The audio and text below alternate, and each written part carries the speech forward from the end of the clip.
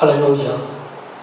இந்த காலை வேளையில் ஆண்டவரோடு சம்மதித்து இயேசு கிறிஸ்து நாமத்தினாலே உங்களை எல்லாரும் அன்போடு அழைக்கிறோம். பிதாவாகிய தேவனும் கர்த்தராகிய இயேசு கிறிஸ்துவும் பரிசுத்த ஆவியானவரும் இந்த ஆராதனை வேளையில் நம்மோடு அசைவாடுவாராக. இந்த ஆராதனை முழுவதும் அவரை உயர்த்தி, அவர் நாமத்தையே உயர்த்தி அவரையே நாம் மகிமைப்படுத்துவோம். ஆண்டவரே, உம்மை ஆராதிக்க ஆண்டவரே, எங்கள் வாழ்க்கையின் சூழ்நிலைகள் எல்லாம் மாறும் ஆண்டவரே. எங்கள் வேதனை மாறியும் எல்லாவற்றிலும் ஆராதிக்கும் போது ஆண்டவரே, மனமகிழ்ச்சியோடு உம்மை ஆராதிக்கும் போது இதயத்தில் சந்தோஷத்தை உண்டாகும் ஆண்டவரே. உம்மை ஆராதிக்க எங்களை தெரிஞ்செடுத்திலே மக்கள் நன்றி செலுத்துகிறோம்.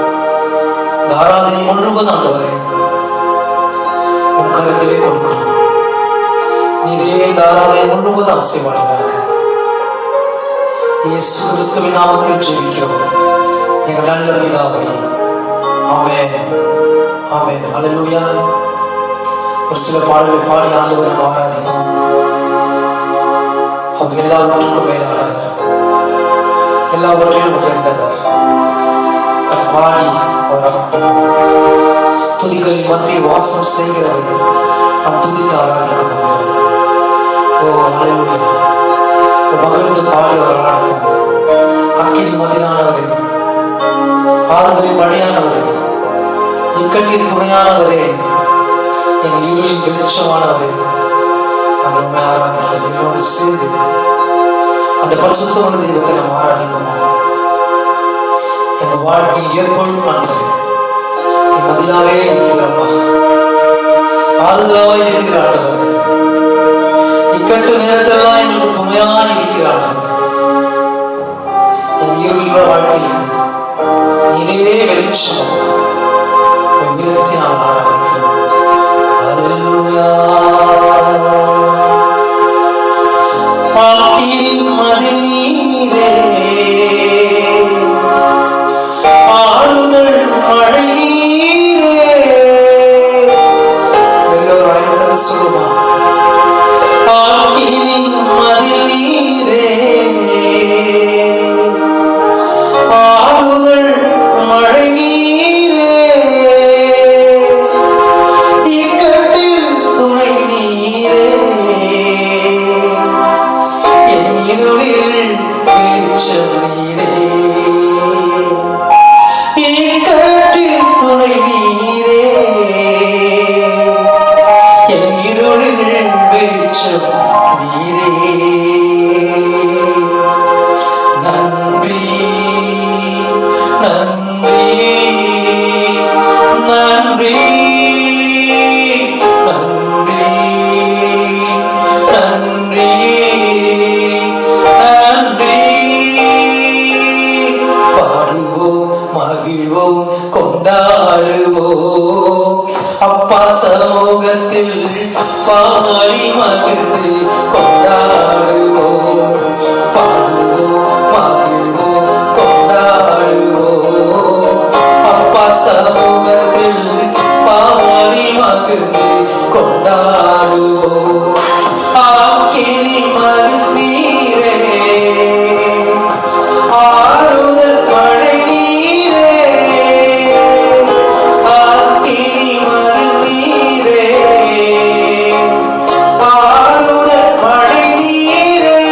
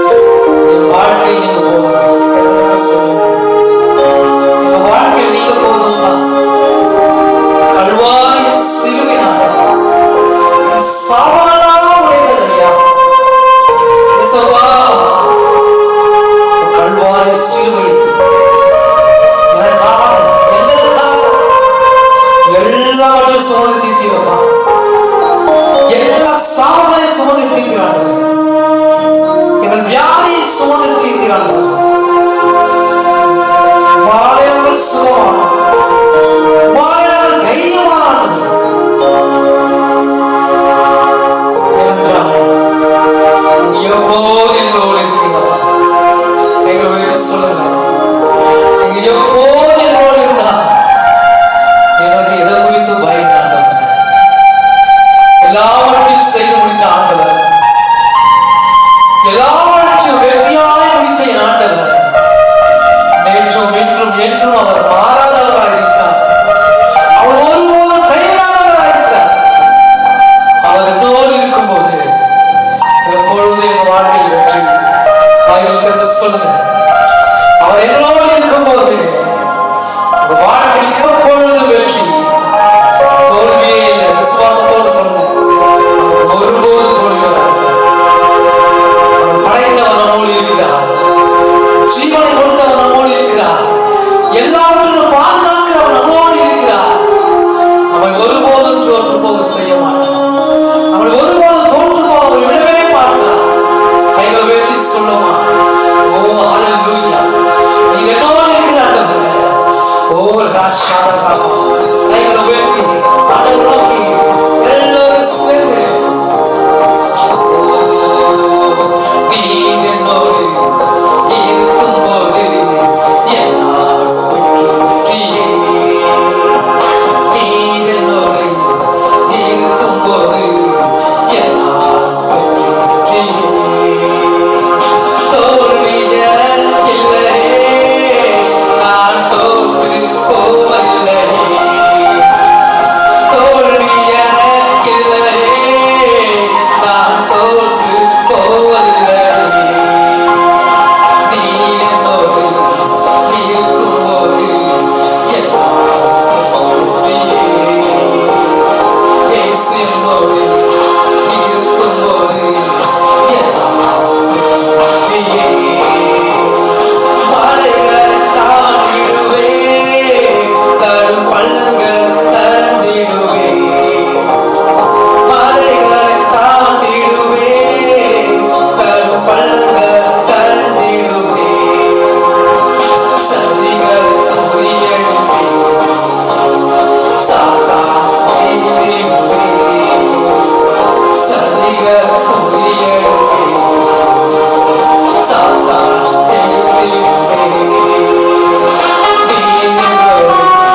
நீர் இருக்கும்போது எல்லாம் வெற்றியே. நீர் என்னோடு இருக்கும்போது எல்லாம் வெற்றியே. சிறைச்சாலை கதவுக்கு என் துதியினால் உடைந்திடுவேன். சிறைச்சாலை கதவுகளும் என் துதியினால் உடைந்திடுவேன். அபிஷேகம் எனக்குள்ளே நான் மகிழ்ந்திடுவேன். அபிஷேகம் எனக்குள்ளே நான் மகிழ்ந்திடுவேன். சகோதரனுக்கு சொல்லுமா? நீர் என்னோடு இருக்கும்போது எல்லாம் வெற்றியே. இயேசு இயேசு என்னோடு இருக்கும்போது எல்லாம் வெற்றியே. மரணமே கூறெங்கே, பாதாளம் ஜெயமெங்கே. மரணமே கூறெங்கே, பாதாளம் ஜெயமெங்கே. எல்லோரும் வாய்க்கிறது.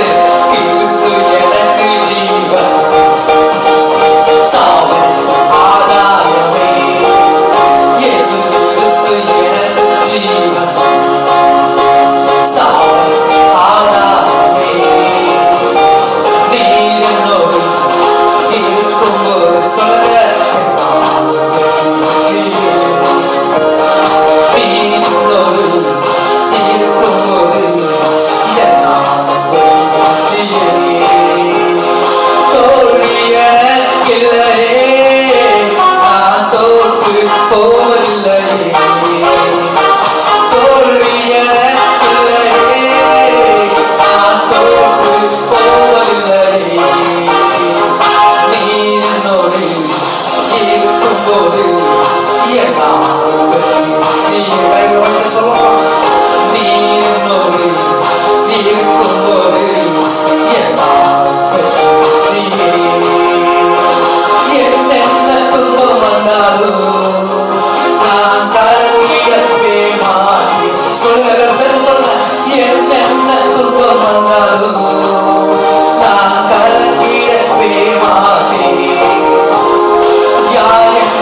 சொன்னாலும் பயப்படாம இருக்க.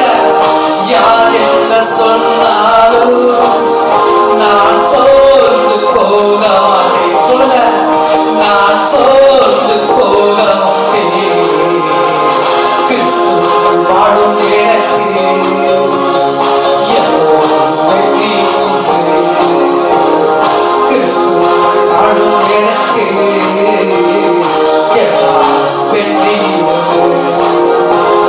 சாத்தானின் அதிகாரம் எல்லாம் என் நேசர் பறித்து கொண்டார். சொல்லுங்க, சாத்தானின் அதிகாரம் எல்லாம் என் நேசர் பறித்து கொண்டார். சிலுவையில் அழைத்து விட்டார், சிலுவையில் அழைத்து விட்டார். இயேசு காலால் மிதித்து விட்டார், இயேசு காலால் மிதித்து விட்டார். கிறிஸ்துவுக்குள் வாழும் எனக்கு எப்போதும் வெற்றி உண்டு. கிறிஸ்துவுக்குள் வாழும் எனக்கு எப்போதும் வெற்றி உண்டு. வெற்றி உண்டு, வெற்றி உண்டு, வெற்றி உண்டு. நமக்கு வெற்றி உண்டு, வெற்றி உண்டு, வெற்றி உண்டு. வெற்றி உண்டு, வெற்றி உண்டு, வெற்றி உண்டு. நமக்கு வெற்றி உண்டு, வெற்றி உண்டு, வெற்றி உண்டு. கைகள் தட்டி, கைகள் தட்டி ஆண்டவர் நாமத்தை எல்லாரும் மகிமைப்படுத்துவோம். எல்லாரும் கைகள் தட்டி மகிமைப்படுத்துவோம். கிறிஸ்துவுக்குள் வாழ்கிறது எப்போது வெற்றி உண்டு. கைகள் வைத்து சொல்லுங்களேன், என் இயேசு ராஜா என்னோடு இருக்கிறார். அவருக்குள் வாழ் எனக்கு எப்பொழுது வெற்றி உண்டு. ஒருபோதும் தோல்வி இல்லை. என்ன வந்தாலும் பார்த்துக்கொள்ள அவர் இருக்கிறார். அவர் ஒருபோதும் சோர்ந்து போகாம அவரே பின்தொடர்ந்தார். எல்லாவற்றையும் நன்மையாக செய்து முடிக்கிறது நம்மோடு உண்டு. ஆண்டவரே, ஆராதனை வேலை முழுவதும் ஆண்டவர் எங்களோடு இருப்பதற்காக நன்றி செலுத்தும். மீதான வேலையாவற்றையும் கருத்தில் கொடுக்கிறோம். எங்கள் ரட்சகரும் மீட்பருமான இயேசு கிறிஸ்துவின் நாமத்தில் ஜெபிக்கும் நல்ல பிதாவே, ஆமென். கர்த்தருடைய நாமத்திற்கு மகிமை உண்டாவதாக. கர்த்தரை பாடி ஆராதித்த நாம் தொடர்ந்து தேவனுடைய வார்த்தையை கேட்க நம்மை பயத்தோடும் பக்தியோடும் அவனுடைய சமூகத்தில் அர்ப்பணிப்போமாக. ஒரு பாடலை பாடி தேவனுடைய வார்த்தைக்கு நேராக கடந்து செல்லும்படியாக இருக்கிறேன். தெரிந்த உங்களுக்கு இந்த பாடல் தெரியுமானால் நீங்கள் இளநிலை பாடங்கள் தெரியாதவர்கள் கற்றுக்கொள்ளுங்கள். கர்த்தருடைய நாமத்தை நாம் உயர்த்துவோமா.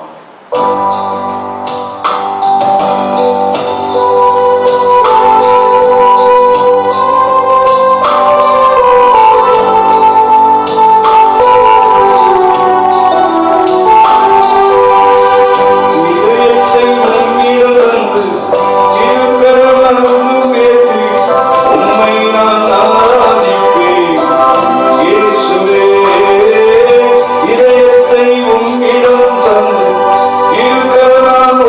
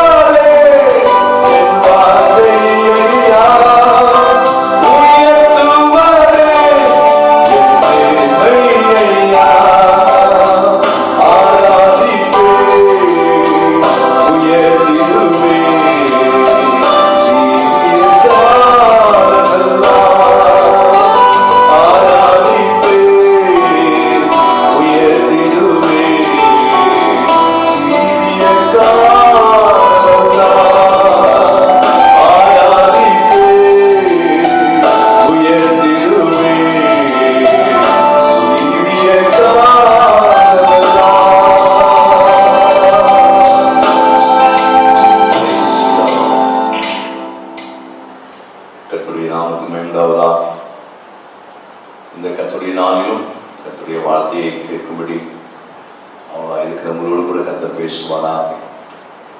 பக்தியோடும் பயத்தோடும் தேவனுடைய வசனத்துக்கு நடுங்கினவர்களாக தேவனுடைய வார்த்தை ஜெபசந்தியோடு கேளுங்க. வருகிற வாரத்திலே நமக்கு பிபிஎஸ் ஊழியம் இருக்கிறது. உங்களுக்கு நாளை நான் குறிப்பிடுவேன். அந்த நாளிலே குடும்பமாக உங்களுடைய பிள்ளைகளோடு இருந்து பிபிஎஸ் காரியங்களை கவனிக்கும்படி உடன்பாடு கேட்டுக்கொள்கிறேன். யோசுவாவின் புஸ்தகம் 1ஆம் அதிகாரம் 5ஆம் வசனத்தை வாசிக்க கேட்போம். நீ உயிரோடு இருக்கும் நாளெல்லாம் ஒருவனும் உனக்கு முன்பாக எதிர்த்து நிற்பதில்லை.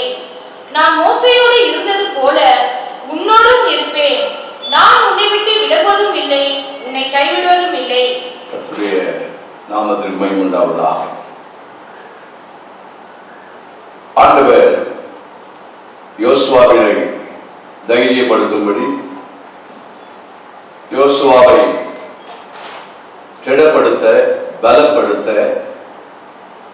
அவர் கொடுத்த ஒரு வார்த்தை. யோசுவா மோசேயோடு கூட மோசே மரிக்கிற வரைக்கும் மோசையோடே வந்தவர். இப்பொழுது மோசையினுடைய ஊழியம் முடிந்து மோசே மரித்த பின்பு தனித்த நிலையில் இருக்கிற அந்த சமயத்திலே ஆண்டவர் இந்த யோசுவாவோடு ஆண்டவர் பேசுகிறார். அப்படி பேசும்போதுதான் சொல்லுகிறார், நான் மோசையோடு இருந்தது போல உன்னோடும் இருப்பேன். கர்த்தருடைய நாமத்திற்கு மகிமை உண்டாவதாக.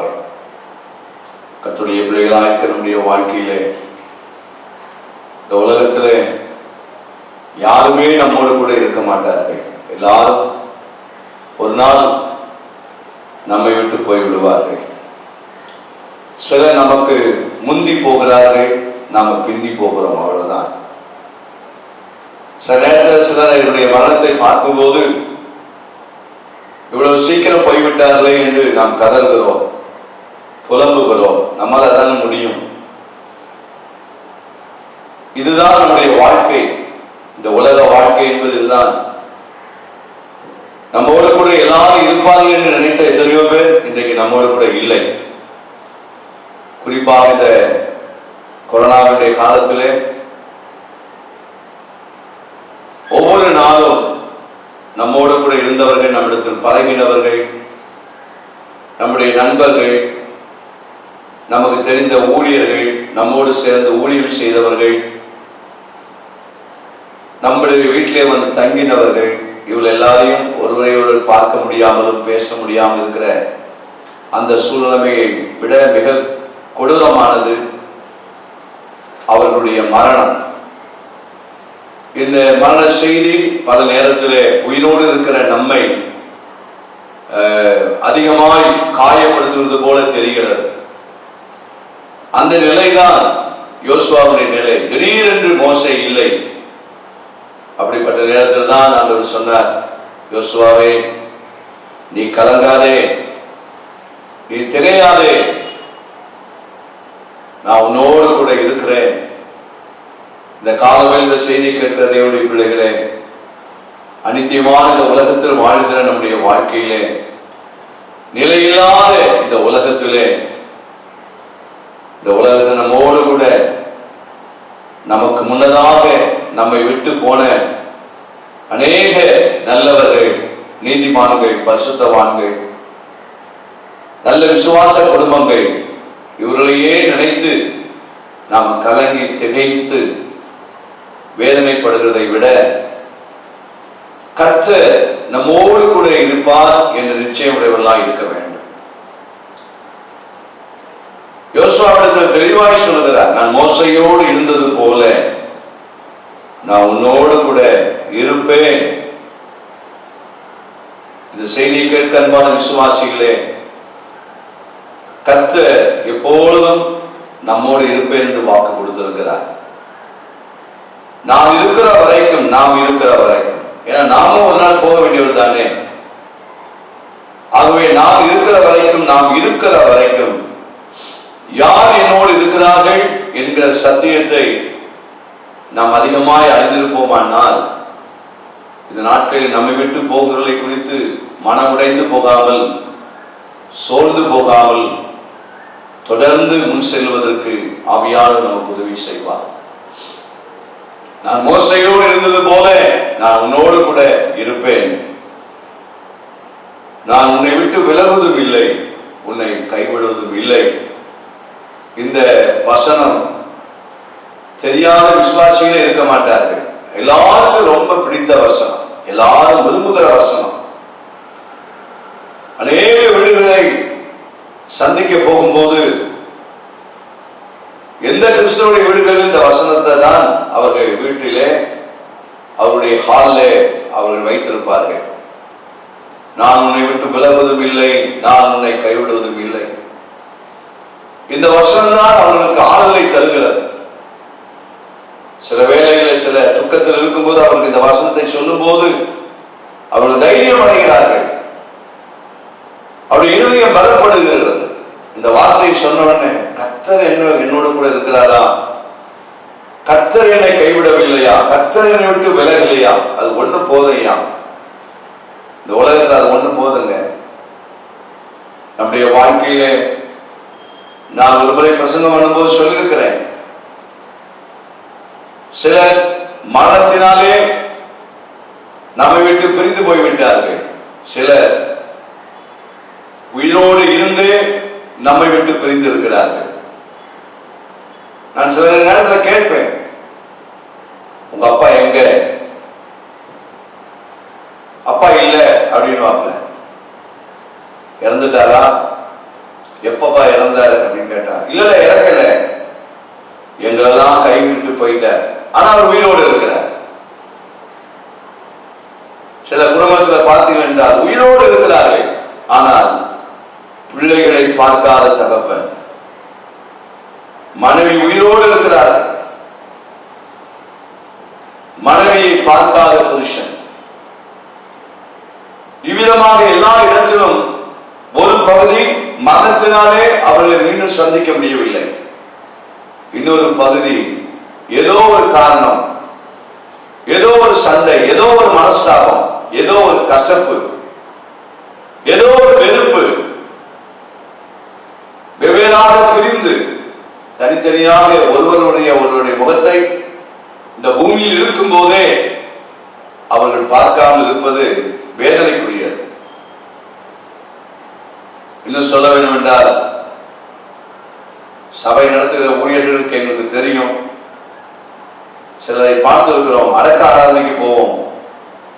அந்த குடும்பத்தில் அடக்க ஆராதனைக்கு போகும்போது 15 வருஷமாய் பார்க்காத தகப்பனோ, 15-20 வருஷமாய் பார்க்காத மனைவியோ, 25 வருஷமாய் பார்க்காத பிள்ளைகளோ அந்த மரண நேரத்தில் வந்து கதறுவார்கள்.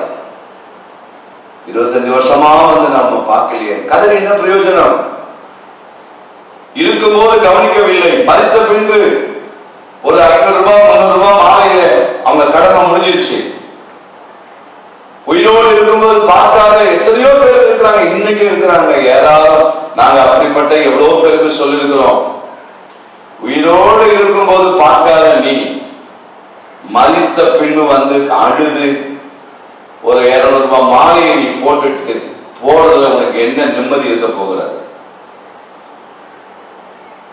அநேகர் இதை சிந்திக்கவே இல்லை. ஆனா மரணத்துக்கு பிறகு, மரணம் வந்து விட்டால் இனி நான் எப்ப பார்ப்பேன்?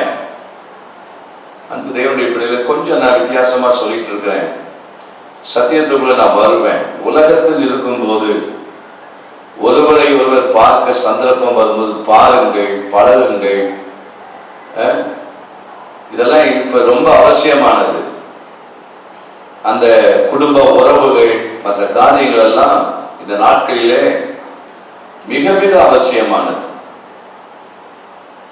மரணம் சந்தித்த பின்பு நாம் அவர்களை பார்க்க முடியாது. ஏதோ வந்து அந்த சரீரத்தை பார்த்து விட்டு அழுது விட்டு தான் போக முடியுமே தவிர, உங்களுடைய மனதிலும் இதயத்தில் இருக்கிறதை அவர்களோடு கூட பேசுவதற்குரிய நேரம் அல்ல. உயிரோடு இருக்கும் போதுதான் ஒருவரோடு பேசுவதும் தன்னுடைய அன்பை பகிர்ந்து கொள்வதும், இதுதான் வேதம் சொல்ற சத்தியம்.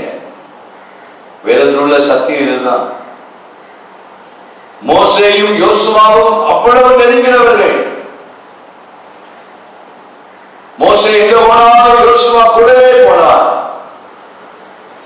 அப்படி இருந்த யோசுவாவுடைய வாழ்க்கையில இப்பொழுது தனித்திருக்கிற நேரத்தில் தான் இந்த யோசுவாவிடத்தில் ஆண்டவர் சொல்லுகிறார், நான் உன்னோட இருப்பேன், நான் உன்னை விட்டு விலகுவது இல்லை, உன்னை கைவிடுவது இல்லை.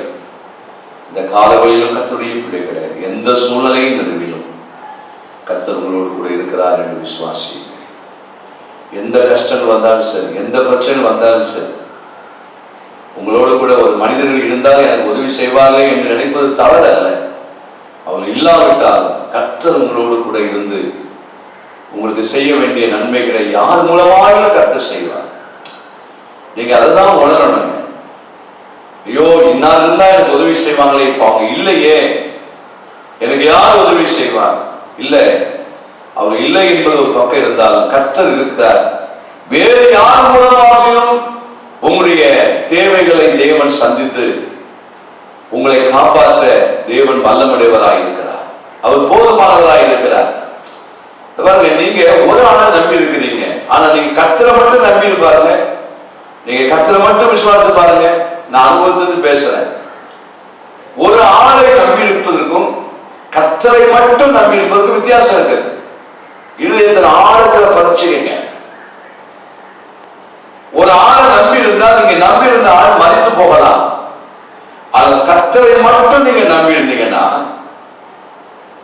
அந்த ஒரு ஆளை நம்பினீங்க பாத்தீங்களா, அந்த இடத்தில் உள்ள அந்த ஸ்தானத்தை பலரை கொண்டு உங்களுக்கு ஆண்டவர் ஆதரவாக இருக்கும்படி ஆண்டவர் செய்வார். ஒரு ஆள் அல்ல, பல ஆட்கள், பல நபர்கள் எங்கெங்கே இருந்து வந்து உங்களுக்கு பக்கபலனாக இருக்கிறது நீங்கள் பார்க்க முடியும். நீங்க அதை அனுபவிக்க முடியும். அனுபவித்தவர்களால் தான் இதை சொல்ல முடியும். பல நேரங்களிலே ஆண்டவரை விட்டுவிட்டு எதையோ ஒன்றை நம்ப முடியாதவர்களை நம்பி நம்முடைய வாழ்க்கையிலே நாம மனம் சோர்ந்து போகிறோம், மனம் உடைந்து போகிறோம். கலங்கின ஜீவியம், அழுத ஜீவியம், துக்ககரமான ஜீவியம். இந்த கொரோனா காலத்திலே தினந்தோறும் செய்தித்தாள்களை பார்க்கும்போது மனைவி இறந்த துக்கம் தாங்காமல் புருஷன் இறந்திருக்கிறார், மகன் இறந்த துக்கம் தாங்காமல் தகப்பன் இறந்திருக்கு. அவருக்கு கொரோனா கிடையாது, மகன் ஒருவேளை கொரோனாவில் இறந்திருக்கலாம், ஆனால் அந்த துக்கம் தாங்காமல் தகப்பன் இறந்திருக்கிறார். கொரோனாவினால் மரித்த குடும்பத்தில் உள்ள ஒரு நபர் நிமித்தமாக அதனுடைய வேதனை அவளை தாங்க முடியாததுனாலே சில தங்களையே ஜீவனை மாய்த்து கொண்டவர்கள் உண்டு. எவ்வளவு பரிதாபம்! இப்படிப்பட்ட இந்த கால சூழ்நிலை தான் நமக்கு தேவை தெரியுமா? கர்த்தர் என்னோடு கூட இருக்கிறார், என்னை தொடர்ந்து நடத்துவார், என்னை கைவிட மாட்டார், என்னை விட்டு விலக மாட்டார். வேதத்தில் நாம் வாசிக்கிறோம், ஆதியாகமம் 28ஆம் அதிகாரம் 15ஆம் வசனத்திலே வாசிக்கிறோம், நான் உன்னோடு இருந்து நீ போகிற இடத்திலெல்லாம் உன்னை காத்து இந்த தேசத்துக்கு உன்னை திரும்பி வர பண்ணுவேன். இந்த தேசத்துக்கு நான் உன்னை திரும்பி வர பண்ணுவேன். நான் உனக்கு சொன்னதை செய்யும் அளவும் உன்னை கைவிடுவதில்லை என்றார். உன்னை கைவிடுவது இல்லை. ஏன் ஆண்டவர் ஏன் யாக்கோபிடத்தில் இந்த வார்த்தையை சொல்லுகிறார்? இதனுடைய பின்னணியம் என்ன? தகப்பன் இருக்கிறார், தாய் இருக்கிறார், கூட பிறந்த சகோதரர் இருக்கிறார். ஆனால் யாக்கோபோ இப்பொழுது இருக்கிற இடம் என்ன? இந்த 3 பேரையும் பார்க்க முடியாத தனித்த இடத்தில் விடப்பட்டிருக்கிறார். நான் ஆரம்பத்தில் சொன்ன பார்த்தீங்களா, உயிரோடு இருந்தும் தனித்து விடப்படுகிற இடம். இந்த யாக்கோபை அனுப்பிவிட்டது யார்? அவருடைய தாய். உன்னை ஏசா கொலை செய்து விடுவான், நீ போய்விடு, நீ உயிரோடு இருக்க வேண்டும் என்றால் இந்த வீட்டில் இருக்கக்கூடாது.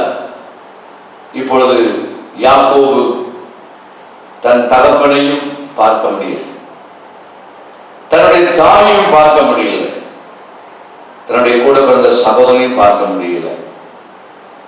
ஒரு பொய், ஒரு வஞ்சனையான காரியம் வீட்டை விட்டு அவரை வெளியே அனுப்பினர். தன்னந்தனிமையாய் வந்திருக்கிற நேரத்தில் தான் அவர் ஆண்டவர் சொன்னார், கர்த்தர் சொன்னார், யாக்கோபே, வீட்டில் இருக்கிற அந்த பாதுகாப்பை விட நீ போகிற இடத்துலலாம் உன்னை காப்பேன், உன்னை மறுபடியும் இந்த இடத்துக்கு நான் கொண்டு வருவேன். இப்படி போற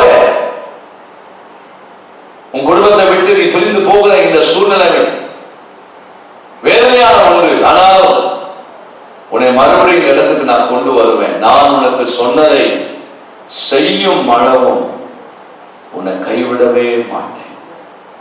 கர்த்தர் உங்களோடு கூட ஒன்றை சொல்லுவார், ஆனால் அதுவும் நீங்க மற்றவங்களால கைவிடப்பட்டு தனியா இருக்கீங்களா, ஒருவேளை செய்தி கேட்கிற அன்பான சகோதரே சகோதரியே, உங்களை யாராலும் கைவிட்டு தனித்து இருக்கிறீர்களா? உங்களோடு கூட திட்டமும் தெளிவுமாய் சொல்கிறேன், உங்களை கர்த்தர் கைவிட மாட்டார், உங்களை கைவிடவே மாட்டார். கர்த்தர் உங்களுக்கு எதையாவது சொல்லுவார், ஊழியக்காரனை கொண்டு சொல்லுவார், வசனத்தை வாசிக்கும் போது கர்த்தர் சொல்லுவார், பயப்படாத நம்ம கூட இருக்கிற மகனே, பயப்படாத நம்ம கூட இருக்கிற மகனே, அவங்க உன்னை ஏமாத்திட்டாங்க அல்லது நீ அவங்களை ஏமாத்துறதுனால வெளியே வந்திருக்க, ஏதோ ஒன்றுங்க. எனக்கு சில நேரங்களில் சொல்லுவாங்க, அவன் என்ன ஏமாத்திட்டான்னு. நான் சில நேரத்தை கேட்பேன், நீ ஏமாத்துறியான்னு. எனக்கும் அதுல பங்கு இருக்கு, எல்லாம் ஒண்ணுதான், விட்டு இதை போட்டு ஏன் குழப்பிட்டு இருக்கிற. இந்த கல்யாண விஷயத்தெல்லாம் பார்த்தீங்கன்னா சொல்லுவாங்க, 1000 பொய் சொல்லி கல்யாணம் பண்ணு அப்படின்னு. சில நேரங்கள்ல இந்த 1000 பொய்ய சொன்னதுனால வந்த வேணா எனக்கு தெரியுமா, 2000 பொய்யாகி போச்சு. பெண் வீட்லயும் போய், பையன் வீட்லயும் போய்.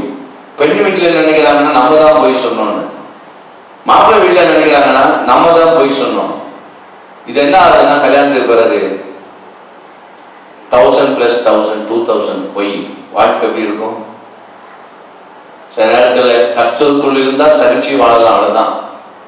தேவர் சத்தியத்துக்குள் இருந்தா சரி, நம்ம வீட்டாரும் போய் சொன்னாங்க, அவங்க வீட்டாரும் போய் சொன்னாங்க, என்ன பண்றது, நம்முடைய வாழ்க்கை அமைஞ்சு போச்சுன்னு அப்படி வாழ்ந்து நல்ல குடும்பத்தை நடத்துறவங்களாம் இருக்கிறாங்க. அதுக்காக கர்த்தருக்கு ஸ்தோத்திரம். நான் அதுக்குள்ள போக விரும்பல. ஆனா சொல்றேன், யாக்கோபு இந்த நிலைக்குள் வந்தது காரணம் என்ன? தன்னை ஏசாவுக்கு சொன்னதுனால தானே. கேட்கும்போது சொல்லிருக்கலாம் இல்லையா, நான் தான் யாக்கோபு, எனக்கு உங்க ஆசீர்வாதம் வேணும், ஏசா வர்றதுக்கு முன்னாடி என் தகப்பன எனக்கும் அவரோட ஆசீர்வாதம் தாரும் அப்படின்னு கேட்கலாம் இல்லையா. இதெல்லாம் ஏன் வேதத்துல இருக்குது? விகற்பமா பேசுறதுக்கோ விமர்சனம் பண்றதுக்கோ இல்லை. தேவனுடைய வசனத்தை தேவ சமூகத்திலிருந்து நம்ம புரிந்து கொள்ளணும். இன்னைக்கு மனுஷனுடைய வாழ்க்கை இப்படிதான் இருக்கு என்பதை கற்றுக்கொள்வதற்கு தான் இவைகள்லாம் எழுதப்பட்டிருக்கிறது. இன்னைக்கு ஒவ்வொரு மனுஷனுடைய வாழ்க்கையை பாருங்க, எத்தனையோ பேருடைய வாழ்க்கையில அவர்களை பிறரை ஏமாற்றினுடைய விளைவை, அந்த விதையை அவர்கள் அறுக்க ஆரம்பிக்கிறார்கள்.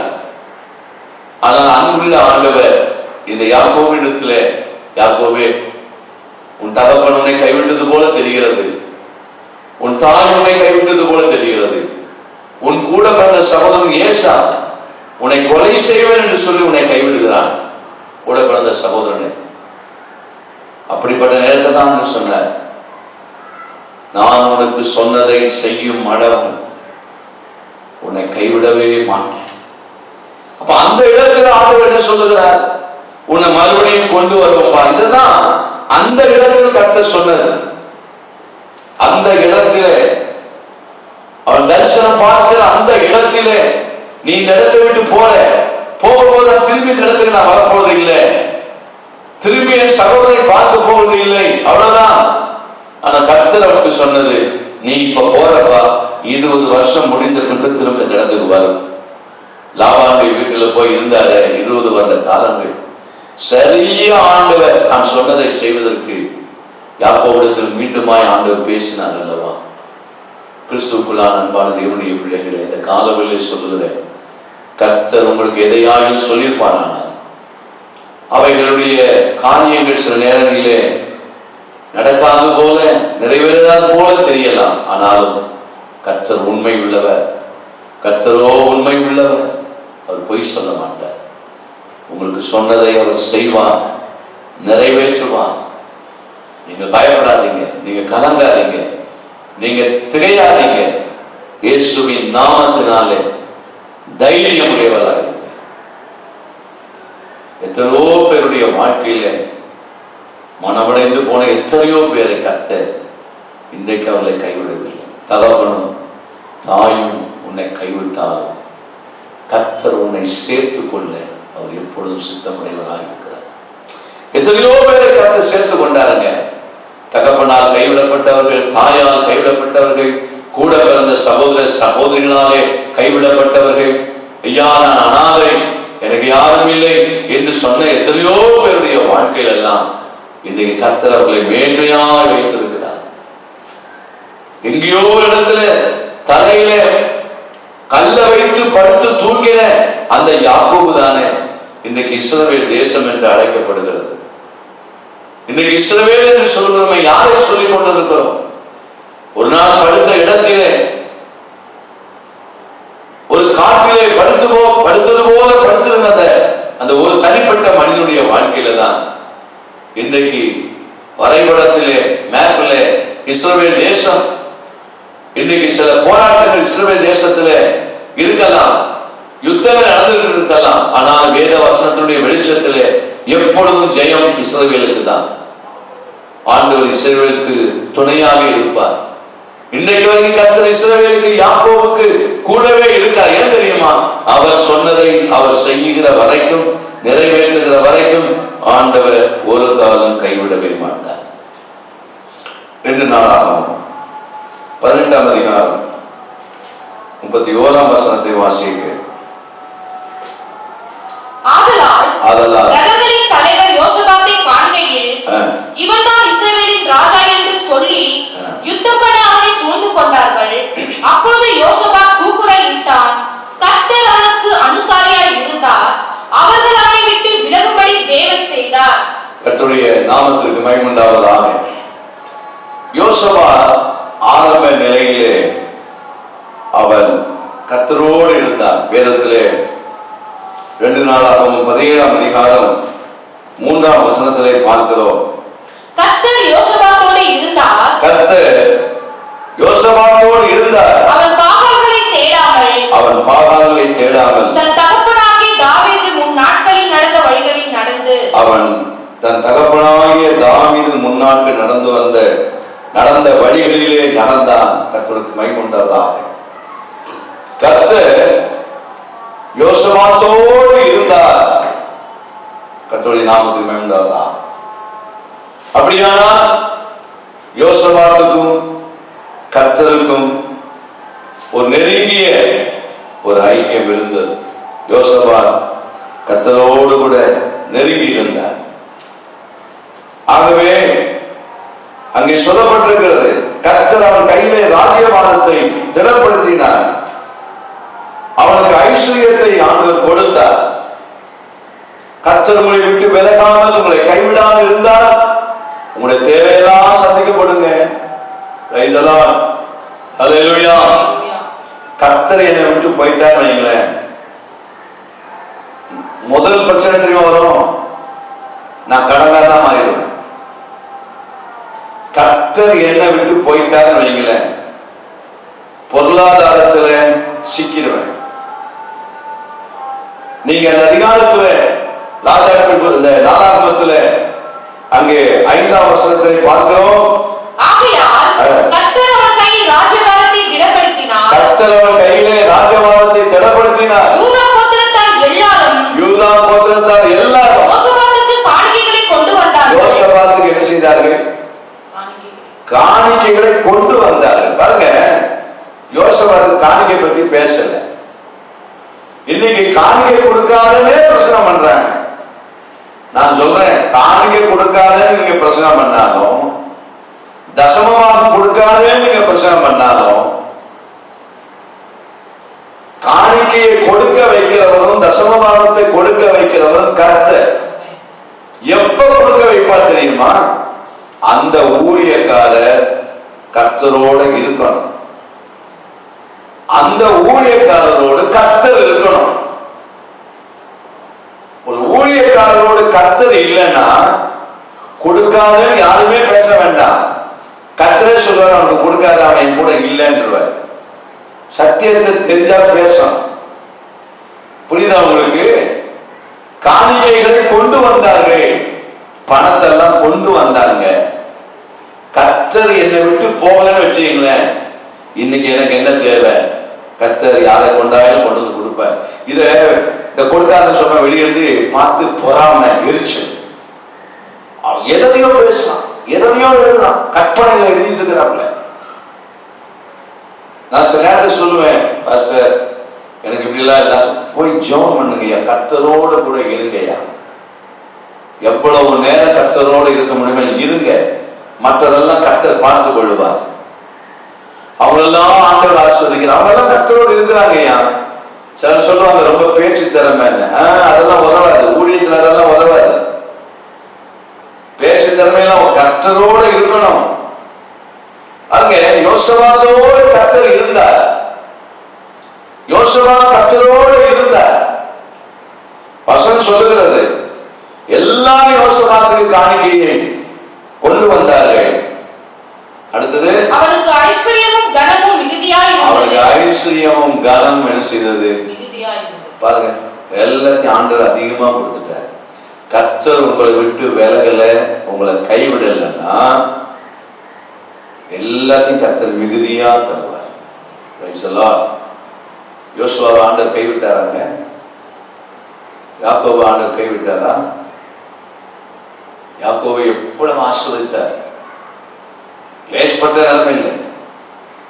ஏசாவுக்கு கொண்டு போய் கொடுக்கக்கூடிய அளவுக்கு ஏசாவை பார்க்கிற 20 வருஷத்துக்கு பிறகு போய் தன் கூட பிறந்த சகோதரனை போய் பார்க்க போகும்போது வெறுமையாவா போன? லாபானுடைய வீட்டில ஒரு வேலைக்காரை போல, மாமனாருடைய வீட்டிலே ஒரு வேலைக்காரை போல இருந்த யாக்கோபை அந்த இடத்திலிருந்து வெளியே கொண்டு வரும்போது வெறுமையாக கொண்டு வரல.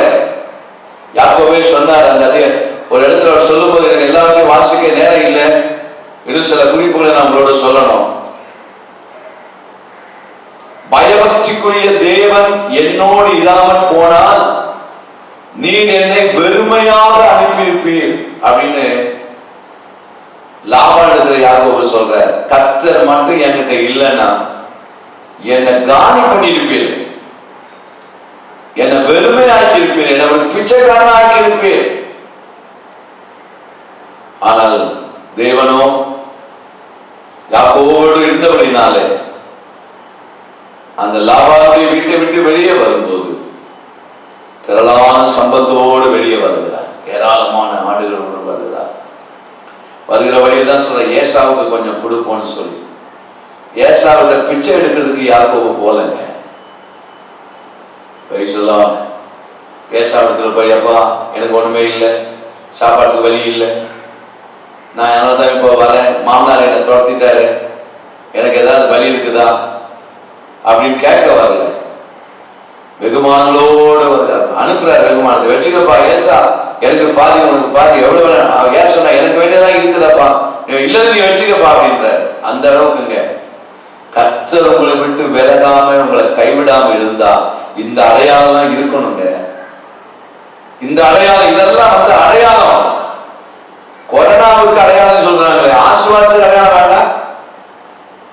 கொரோனா இருந்தா இப்படி இருக்கும், அது இருக்கும், இந்த சிம்டம் இருக்கும், அந்த சிம்டம் இருக்கும், இதா அது இது, சில சிம்டம் இல்லாமலே கொரோனா இருக்கும். எல்லாத்தையும் கேட்டு கேட்டு ஆட்கள் இப்ப பயந்த நிலையில இருக்கிறாங்க, ரொம்ப பயந்து போய் இருக்கிறாங்க. உலகமே பயந்து போய் இருக்கிறது. ஜெபம் பண்ணும். அவனுடைய பிள்ளைகளே, நம்மை தேவன் ஆசீர்வதித்தாருக்கு என்ன அடையாளம் இருக்குது சொல்லுங்க? கடன் வாங்குறது அடையாளம். அடுத்தவங்கிட்ட போய் அடுத்த வீட்டுல போய் உட்காந்து கொஞ்சம் சக்கரை கொடுக்கா, காபி தூள் கொடுக்கா இப்படின்னு சொல்றது அடையாளம். நம்முடைய தேவனாகிய கர்த்தர் நம்மோடு கூட இருக்கும் போது நம்முடைய கையில் பிரயாசங்கள் எல்லாம் தேவன் ஆசீர்வதிக்கணும். இந்த மே மாதத்தை கர்த்தர் நம்மை ஆசீர்வதிப்பாரா? கர்த்தருக்கு மகிமை உண்டாகட்டும். இப்படிப்பட்ட இந்த யோசபாத் 18ஆம் அதிகாரத்தில் வரும்போது 1ஆம் வசனத்திலே 18 2 நாளாகவும் 18ஆம் அதிகாரம், யோசபாத்துக்கு மிகுந்த ஐஸ்வர்யமும் கனமும் உண்டாயிருந்தது. யோசபாத்துக்கு மிகுந்த ஐஸ்வர்யமும் கனமும் உண்டாயிருந்தது. அவன் ஆகாபோடு சம்பந்தம் கலந்து அவன் ஆகாபோடு யாரோடு சம்பந்தம் கலக்க கூடாதோ அவனோடு. சில நேரத்தில் நம்முடைய வாழ்க்கையில கர்த்தர் நம்மை ஆசீர்வதித்து உயர்த்தும் போதுதான் நம்ம கர்த்தரை விட்டு விலகணும்.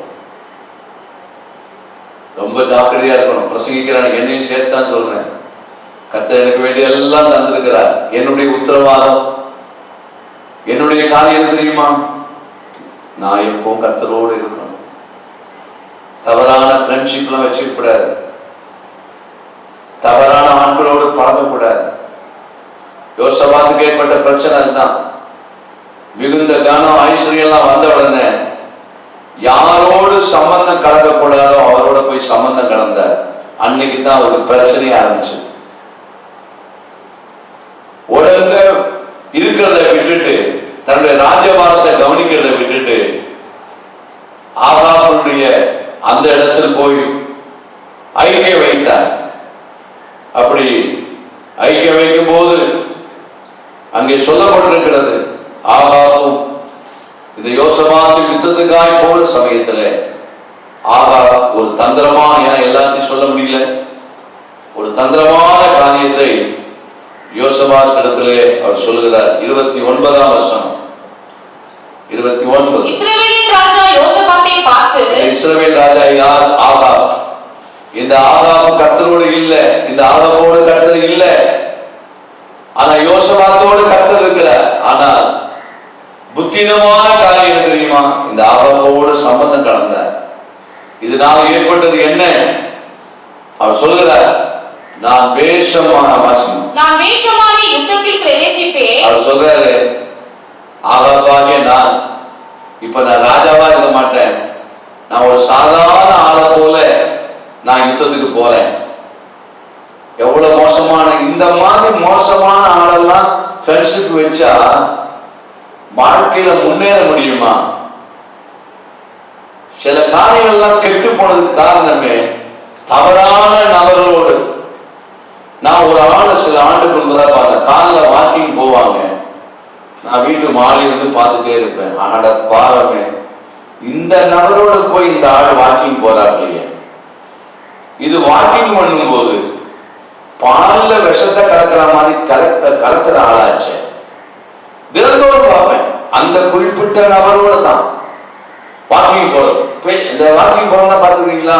பேசிக்கிட்டே போவாங்க. 2 பேர் அப்படியே பேசிக்கிட்டே நடப்பாங்க. உங்களோட பேசிட்டு போனா டைம் போதே தெரியாது. சிஸ்டர், உங்களோட பேசிட்டு போனா என்ன பேசுறீங்க? கடைசியில பிரச்சனை, அவ்வளவு பிரச்சனை. அந்த அம்மா இவரை பற்றி சொல்ல, இவர் அந்த அம்மாவை பற்றி சொல்ல, சொன்னதெல்லாம் அந்த விடத்தை சொல்ல, அந்த அம்மாவை சொல்ல. சொல்லி இருந்தேன்னு வச்சுங்களேன், ரோடு சண்டை தான் வந்திருக்கும். இவர் அந்த அம்மாவை பற்றி சொன்னதையும் அந்த அம்மா இவரை பற்றி சொன்னதையும் நான் சொல்லியிருந்தேன்னு வைக்கல. நான் ஊழியக்காரன், நான் சிலதெல்லாம் அப்படி சொல்றது கிடையாது. அதுவே சிலருக்கு ஏன் சொல்ல மாட்டேங்க, சொன்னா என்ன நடக்கும் எங்களுக்கு தான் தெரியும். சொல்லாமலே சில காரியங்களை முடிவு எடுக்கிற நிலையில போகிற இந்த யோசபாத் யூதாவின் ராஜா, ஆகாப் இஸ்ரவேல் ராஜா. நல்ல பாருங்க, இஸ்ரவேல் ராஜாவாகி ஆகாபோடு கர்த்தர் இல்ல. இந்த ஆகாப் கர்த்தரோடு இல்ல. ஆனா யோசபாத்தோடு கர்த்தர் இருந்தாரு. அப்ப என்ன செய்திருக்கணும்? இந்த ஆகாபோடு பழகி இருக்க கூடாது. இந்த ஆகாபோடு சம்பந்தம் வச்சுக்க கூடாது. சம்பந்தம் வைக்க கூடாத இடத்துலாம் போய் சம்பந்தம் வச்சு கல்யாணத்தை நடத்தி உன் சமாதானத்தெல்லாம் கெடுத்துட்டியப்பா. எத்தனையோ பேருடைய வாழ்க்கையிலுங்க. ரொம்ப வேதனையோட சொல்றேன், சில நேரத்துல எங்க சம்பந்தம் வைக்க கூடாதோ அங்க வச்சதுனாலதான் காலம் முழுவதும் வேதனைகள்லாம் வருது. தெரியுமா? வேதனைகளுக்கு முடிவே இல்லாமல் போகிறது.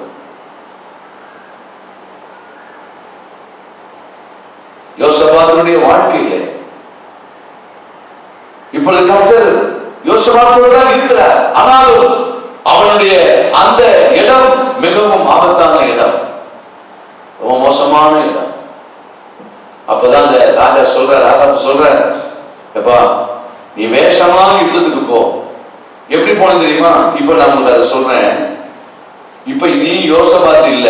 யோசபாத்து ஆகாப் சொல்ற, நீ யோசபாத் இல்ல, நீதான் ஆகார். நான் யார் தெரியுமா? நான் யோசபாத். இப்ப வேஷம் மாறு, ஆள் மாறாட்டம்.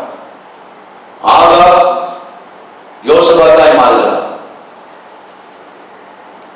யோசபாத் ஆகாபாய் மாறுகிறார். அதனால சொல்றேன், நான் வேஷமான யுத்தத்துக்கு போவேன், நீரோ ராஜவஸ்திரம் தரித்திரம் என்று சொல்லி இஸ்ரவேலின் ராஜா வேஷமான யுத்தத்திலே பிரவேசித்தார். யுத்தத்தில் போகல, சாதாரண ஒரு மனுஷனை போல ஆகாப் யுத்தத்துக்குள்ள போயிட்டார். இப்ப உட்கார்ந்து இருக்கிறது யோசபாத். ஆனா வஸ்திரம் யாருடைய வஸ்திரம்? ஆகாபுடைய வஸ்திரம். ஜனங்கள் எல்லாருடைய எண்ணம் என்ன தெரியுமா? ஆகாப கொல்லணும். இதுதான் ஜனங்களுடைய எண்ணம். இத தெரியாம யோசபாத்துடைய வஸ்திரத்தை வாங்கி போட்டுக்கிட்டார். சில நேரத்தில் சில ஆட்கள் கூப்பிடுவாங்க, அவங்க எதுக்கு கூப்பிடுறாங்கன்னு தெரியாம கூப்பிட்டு வந்துருவாங்க. என்ன பிரச்சனை தெரியாது, அங்கேயே சொல்லிடுவாங்க. வீட்லயே இவ்வளவு வேலை ஆகி போச்சு, நான் சொல்லபடியே சொல்லிடுங்கன்னு அங்கேயே பேசி முடிவு எடுத்து தான் வருவாங்க என்கிட்ட. கர்த்தர் என் கூட இருக்கிறார் இல்லையா, ஆவியானவர் என் கூட இருக்கிறார் இல்லையா, போய் 10 நிமிஷம் பொறுத்து வந்தாலே தெரியல இந்த 10 நிமிஷத்துக்குள்ள என்ன சொல்லி கூப்பிட்டு வந்தாங்கன்னு. அப்படிப்பட்ட அந்த நிலையில இப்போ நீங்க கவனிக்கணும், ரொம்ப முக்கியமானது. சீட்ல உட்கார்ந்து இருக்கிறது யாருன்னா யோசபாத். ஆனா ஜனங்களுடைய பார்வையில் இது யோசபாத் இல்ல, ஆகாப் நினைச்சாங்க. ஆகாப் எங்க இருக்கிறார்? ஜனங்களுடைய தன்னுடைய ஜீவனை காப்பாற்றிக் கொள்ள, தன்னுடைய உயிரை காப்பாற்றிக் கொள்ள இப்போ ஆபத்தான இடத்திலே யோசபாத் உட்கார்ந்து இருக்கிறார். தன் அடுத்த நிமிஷம் தன் ஜீவன் போக வேண்டிய இடத்துல. அப்பதான் அங்கே சொல்லப்பட்டிருக்கிறது, நீங்க அங்க பார்க்கிறீங்க 30ஆம் வசனம். சீரியாவின் ராஜா தனக்கு இருக்கிற ரதங்களின் தலைவரை நோக்கி, நீங்கள் சிறியவரோடும் பெரியவரோடும் யுத்தம் பண்ணுங்கள். சீரியாவின் ராஜா தனக்கு இருக்கிற ரதங்களின் தலைவரை நோக்கி, நீங்கள் சிறியவரோடும் பெரியவரோடும் யுத்தம் பண்ணாமல் இஸ்ரவேலின் ராஜா ஒருவனோடு மாத்திரம் யுத்தம் பண்ணணும். இஸ்ரவேலின் ராஜா ஒருவனோடு மாத்திரம் யுத்தம் பண்ணுங்க. அப்ப சிறிய ராஜாவுக்கு யாருடைய தலை வேணும்னா ஆகாபுடைய தலை வேணும். ஆனா இப்ப ஆகாபுக்கு பதிலாக உட்கார்ந்து இருக்குது யாருன்னா யோசபாத் அங்க உட்கார்ந்து இருக்கிறார் சிங்காசனத்துல. ஆகாபு தந்திரமா என்ன பண்ணா யுத்தத்தோடு கூட போய் நின்றுகிட்டாப்ல. அந்த நேரத்துல 31ஆம் வசனத்தை வாசிப்போம். ஆதலால் ரதங்களின் தலைவர் யோசபாத்தை காண்கையில் இவன்தான் இஸ்ரவேலின் ராஜா என்று சொல்லி, இவன்தான் ஆகாபன் என்று சொல்லி யுத்தம் பண்ணாமலே சூழ்ந்து கொண்டார்கள். அவனை யுத்தம் பண்ண சூழ்ந்து கொண்டார்கள். அப்பொழுது யோசபாத் கூக்குரல் இட்டான். கர்த்தர் அவனுக்கு அனுசாரியாய் இருந்தார். கர்த்தர் அவனுக்கு அனுசாரியா அர்த்தம் தெரியுமா? அந்த நேரத்திலையும் கர்த்தர் யோசபாத்தோடு இருந்தார். பண்ணது மகாபெரிய தப்பு, ஆகாபோடு சம்பந்தம் கலந்து தப்பு. ஆனாலும் நம்முடைய தேவன் இரக்கம் உள்ளவராக இருந்தபடினாலே ஜஸ்ட் மிஸ்ன்றான் இல்லையா, அந்த ஜஸ்ட் மிஸ்ல ஒரு நிமிஷத்துல ஒரு வினாடியில கர்த்தர் யோசபாத்தின் ஜீவனை கர்த்தர் காப்பாற்றிட்டார். அதனாலதான் சொல்லப்பட்டிருக்கிறது, கர்த்தர் அவனுக்கு அனுசாரியா இருந்தார். அவர்கள் அவனை விட்டு விலகும்படி தேவன் செய்தார். அவர்கள் அவனை விட்டு விலகும்படி யார் செய்தது? கர்த்தர் உங்களோடு இருந்தால், கர்த்தர் உங்களை விட்டு விலகாமல் இருந்தால், கர்த்தர் உங்களை கைவிடாமல் இருந்தால், அது உண்மை என்ற நிலையில் நீங்கள் இருக்கும்போது சில நேரங்களிலே உங்களுடைய அறியாமையினால, உங்களுடைய மதிகேடான காரியத்தினாலே, உங்களுடைய புத்தீனமான காரியத்தினாலே சில பிழைகளுடைய வாழ்க்கையில வந்தால் அவர் இரக்கம் உள்ளவர். அந்த இடத்திலும் சரி உங்களை காப்பாற்றுவதற்கு, உங்கள் ஜீவனை காப்பாற்றி கொடுக்க இந்த தேவன் சர்வ வல்லமையுள்ள தேவனாக இருக்கிறார். அவன் ஜீவன் அன்றைக்கு காப்பாற்றப்பட்டது. ஆனா கர்த்தர் விட்டாரா?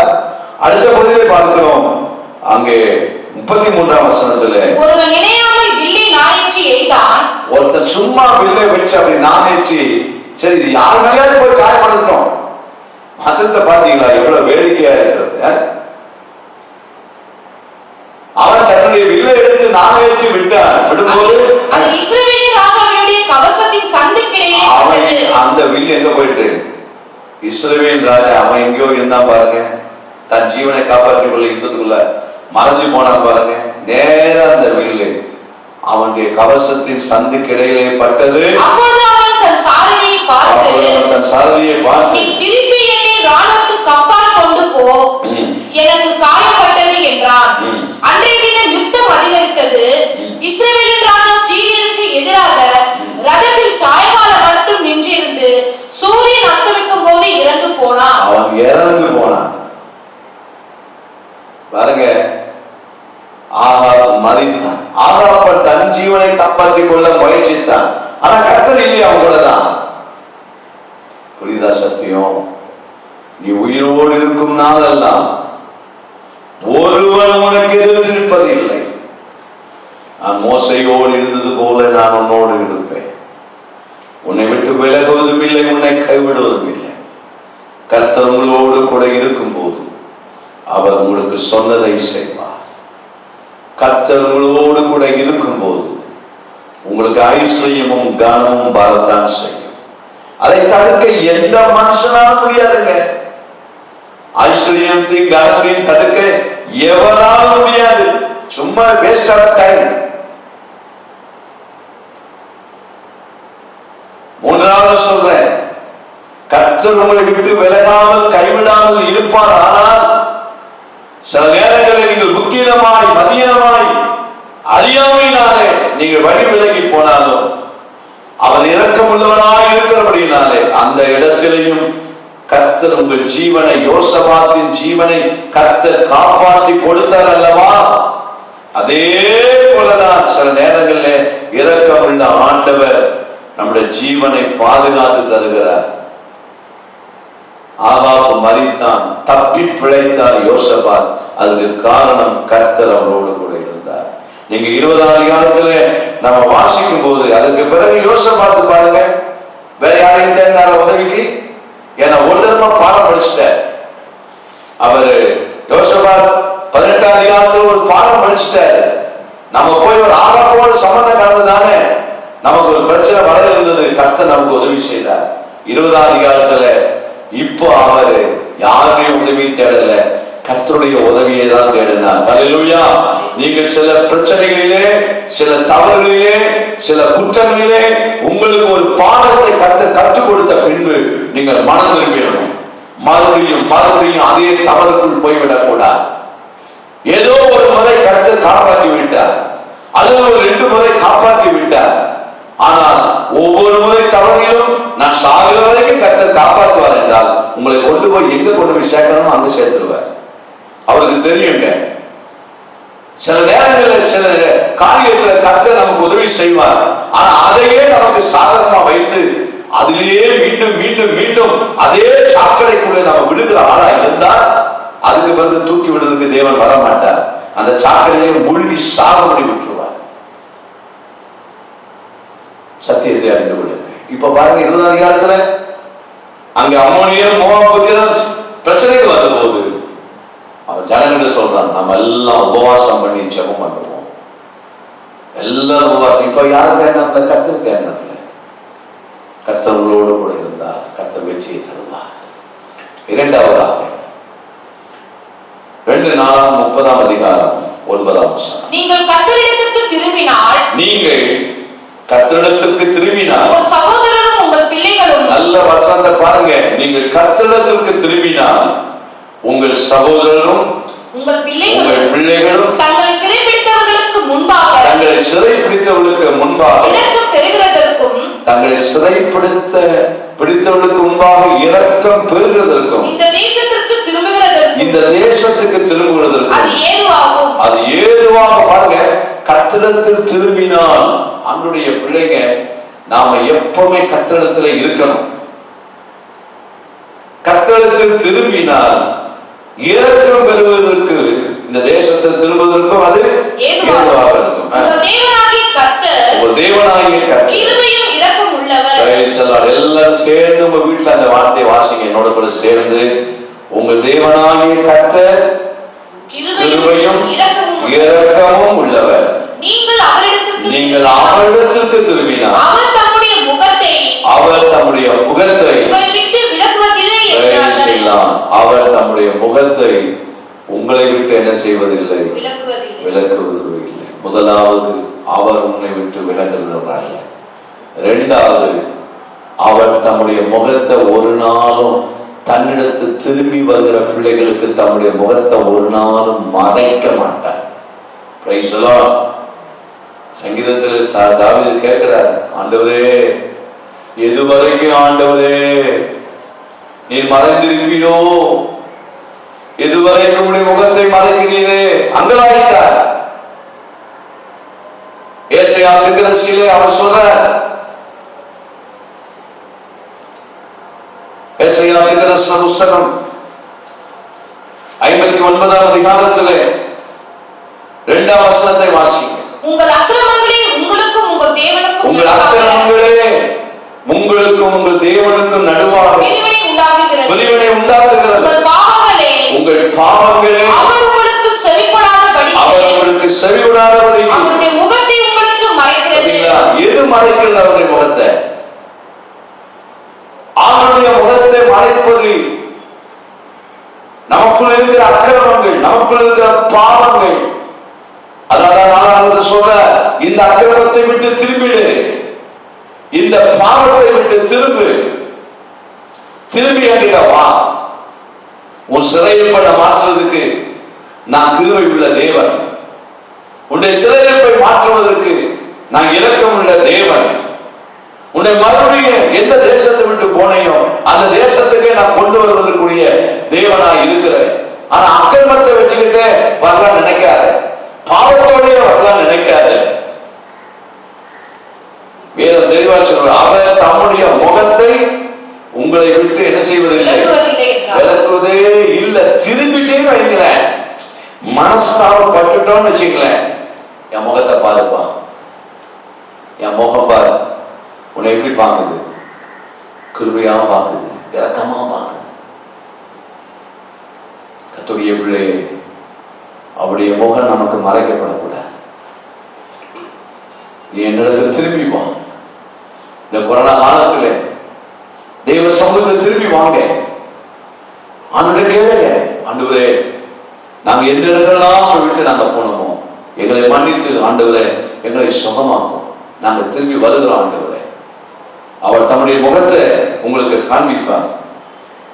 உபாகமம் 31 17ஆம் வசனம் 18ஆம் வசனத்தை வாசிங்க. அந்நாளிலே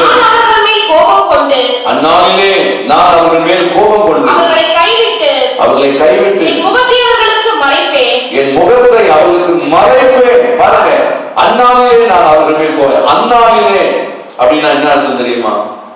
இந்த ஜனங்கள் எல்லாரும் 16ஆம் வசனத்துல அந்நிய தேவர்களை சோழமார்க்கமாய் பின்பற்றி என்னை விட்டு தங்களோடனே நான் பண்ணின உடன்படிக்கையை மீறுவார்கள்.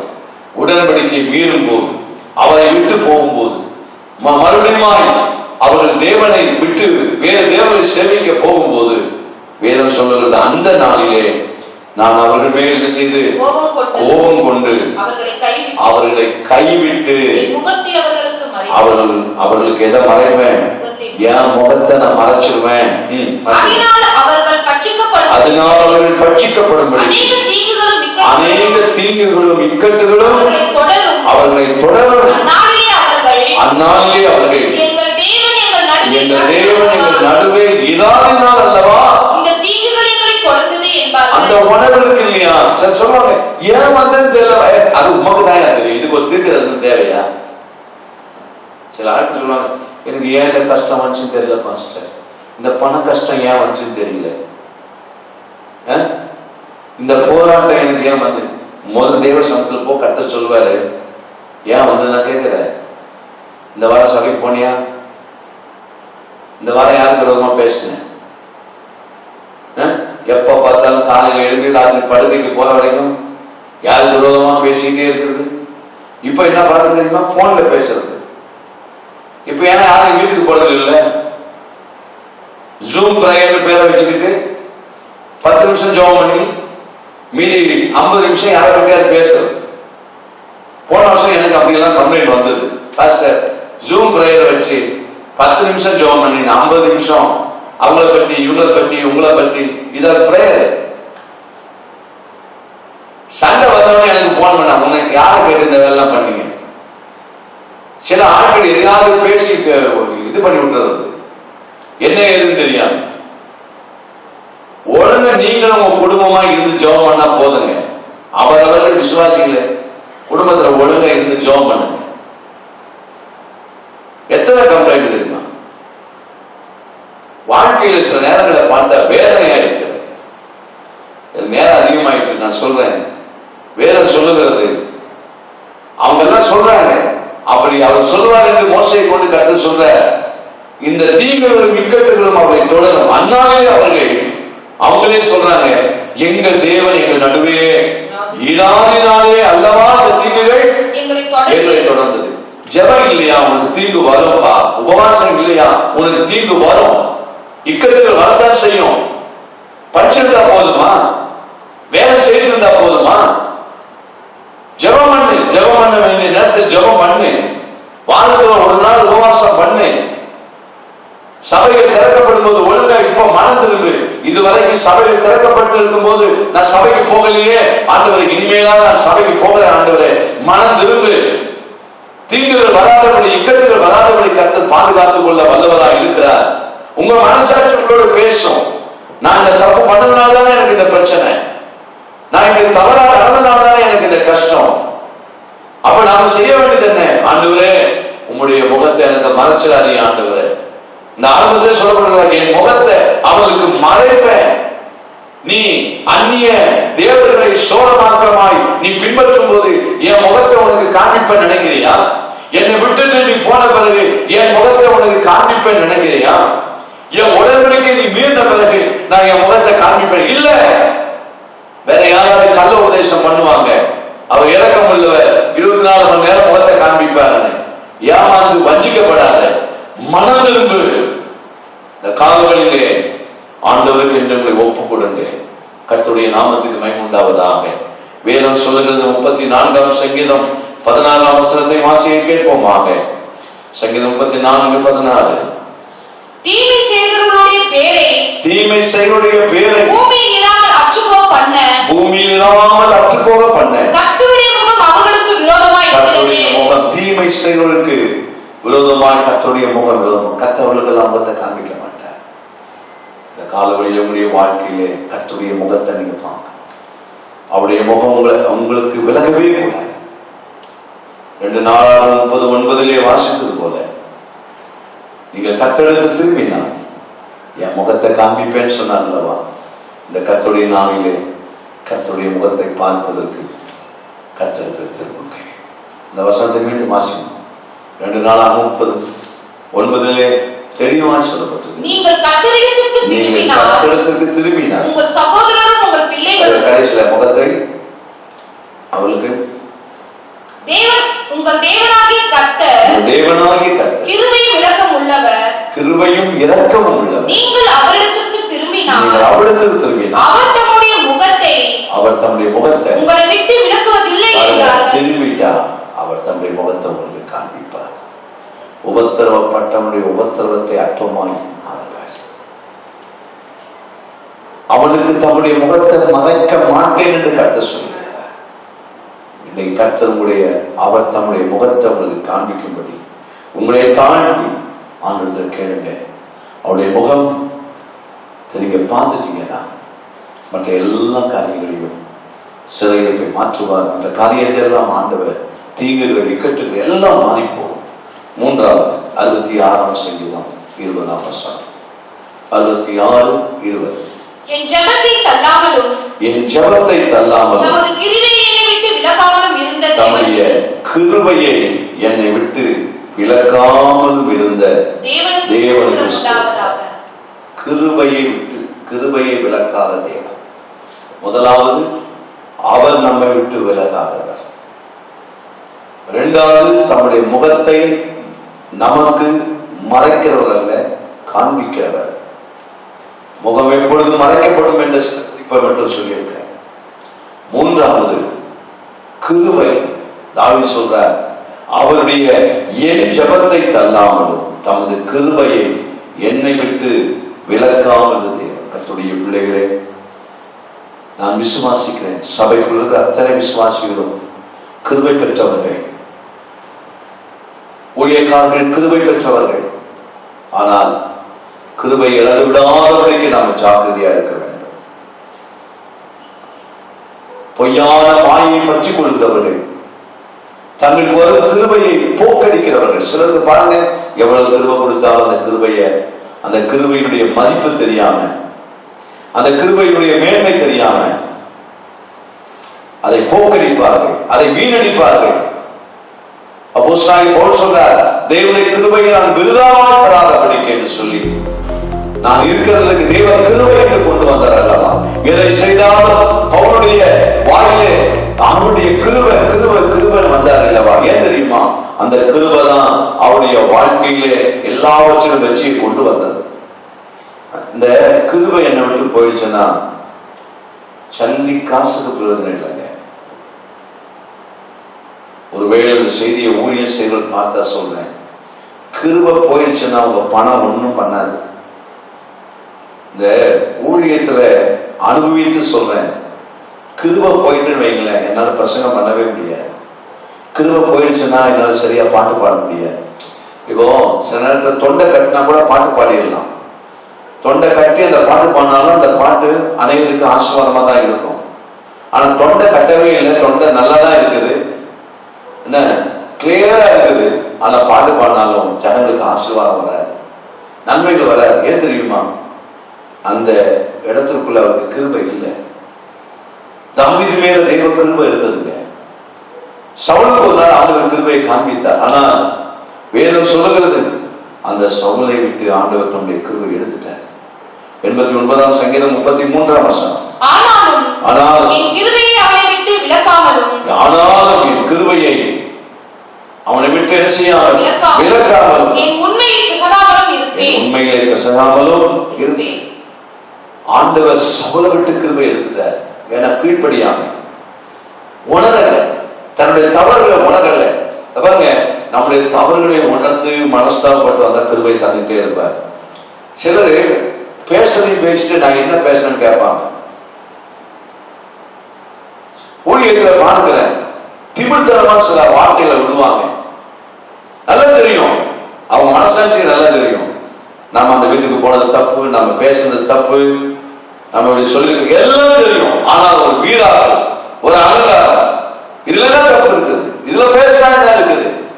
நீ அப்படி சொல்ல சொல்ல ஒவ்வொரு கிருபையும் உன்னை விட்டு போயிட்டே இருக்குது. எப்ப நம்முடைய வாழ்க்கையில இது தாவீது சொல்றது போல 51ஆம் சங்கீதத்தில் 1ஆம் வசனத்தில் பார்க்கிறோம். சங்கீதம் 51. தேவனே உமது கிருபையின்படி எனக்கு இரங்கும். என்ன சொல்றாரு? உங்களுடைய கிருபையின்படி எனக்கு இரங்கும். இப்ப ஆண்டவர் எதுக்கு வர? பாவம் செய்துட்டாரு. இப்ப என்ன கேட்கிறாரு? ஆண்டவரே உங்களுடைய கிருபையின்படி எனக்கு என்ன செய்ய ஆண்டவரே, எனக்கு என்ன செய்ய ஆண்டவரே, இரங்கும். உமது மிகுந்த இரக்கங்களின்படி என் மீறுதல்கள் நீங்க, உமது மிகுந்த இரக்கங்களின்படி என் மீறுதல் நீங்க என்ன செய்யும்?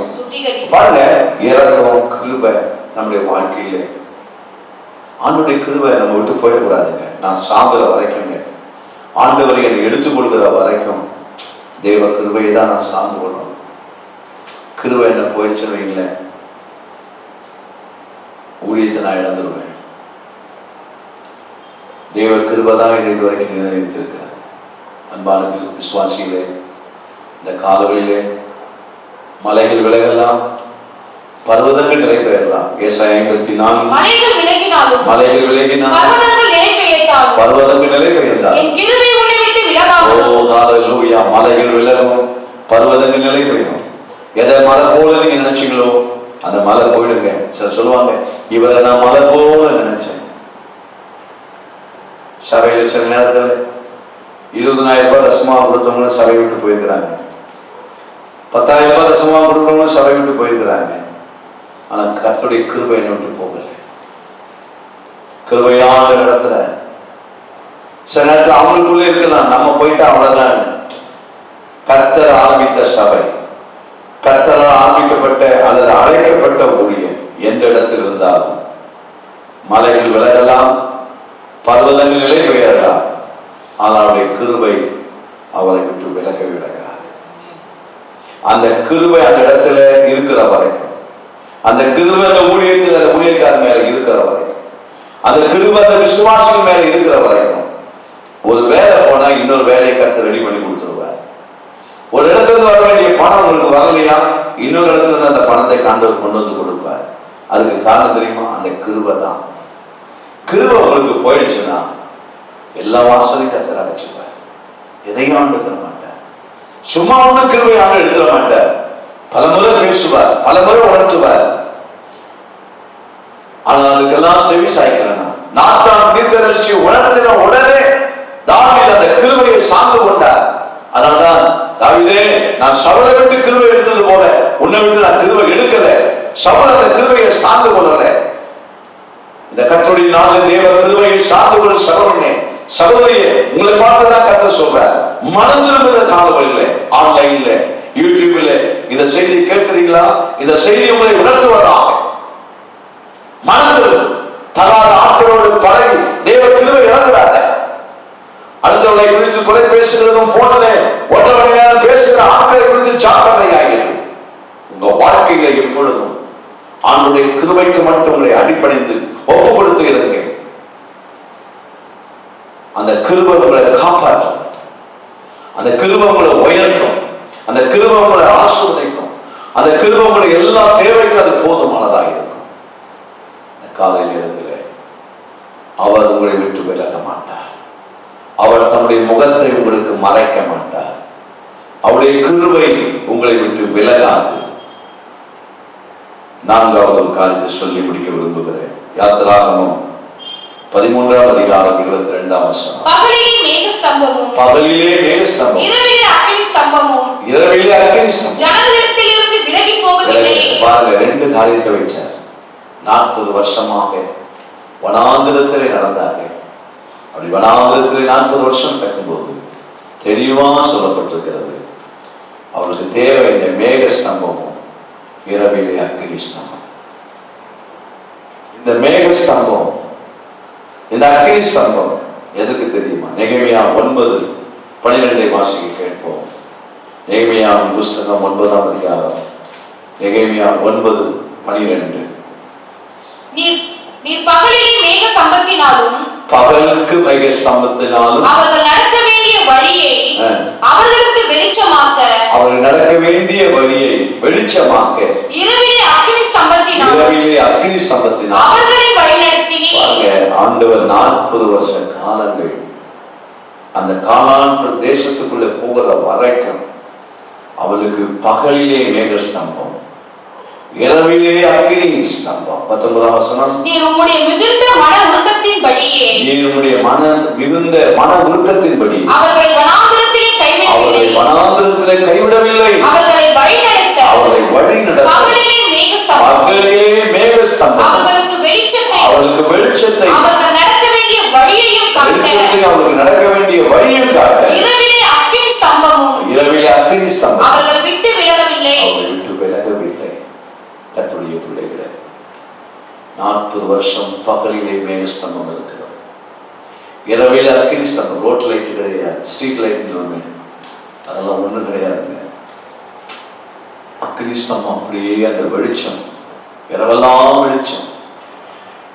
பகல் நீங்க பார்த்தீங்கன்னா ஒரு பெரிய மேகஸ்தம்பம், சாதாரண மேகஸ்தம்பம் அல்ல. கர்த்தர் சித்தமான ஒரு நாள் அந்த மேகஸ்தம்பத்தை பற்றி நான் உங்களோடு பேசுகிறேன். நம்ம சும்மா சாதாரணமா ஏதோ இப்ப நீங்க பாக்குறீங்களே மேகம், நம்ம ஒரு பாட்டு பாடுறோம் இல்ல, அந்த மேகத்துக்கு என்ன பேர் தெரியுமா? மகிமையின் மேகம்.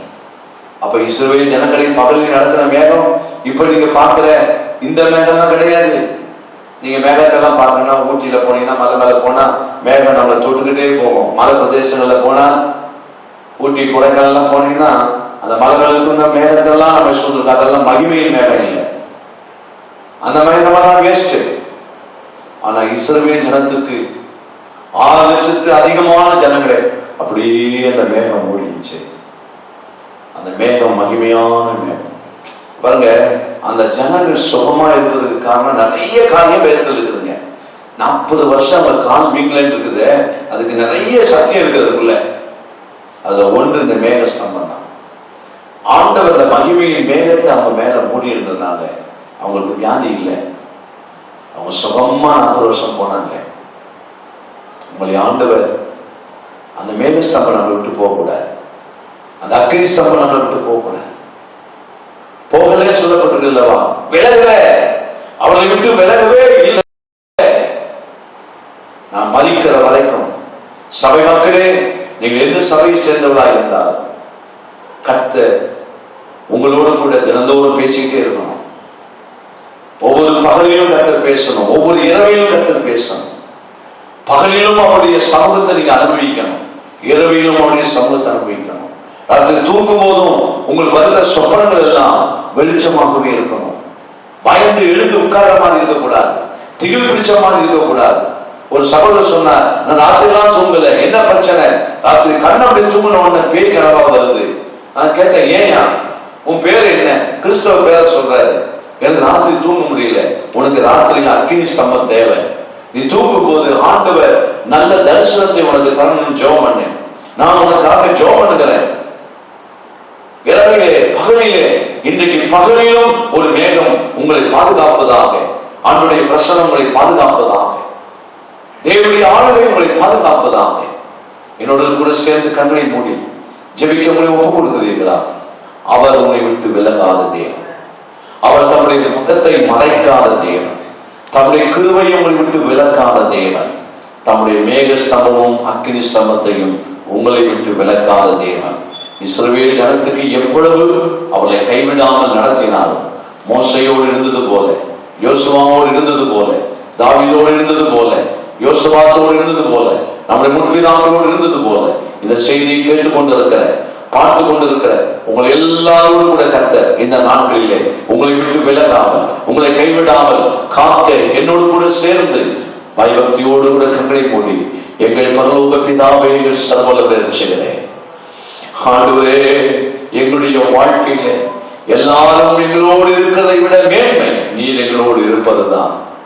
எல்லா காரியங்களும் எங்களோடு கூட இருக்கிற மேன்மையை விட ஆண்டவரே உம்முடைய கிருபைதான் எங்களோடு இருக்கணும். ஆண்டவரே, எல்லா காரியத்திலும் ஆண்டவரே, நாங்கள் எங்களுக்கு இந்த வெளிச்சம் வேணும், அந்த வெளிச்சம் கேட்டதை விட உம்முடைய மேகத்தினுடைய அந்த பிரசனம், அந்த சமூகம், அந்த வெளிச்சம், அந்த அக்கினி பகலிலும் இரவிலும் ஆண்டவரே எங்களை பாதுகாக்கும்படியாக சபை மக்களுக்காக விசேஷமாய் ஜெபிக்கிறேன்.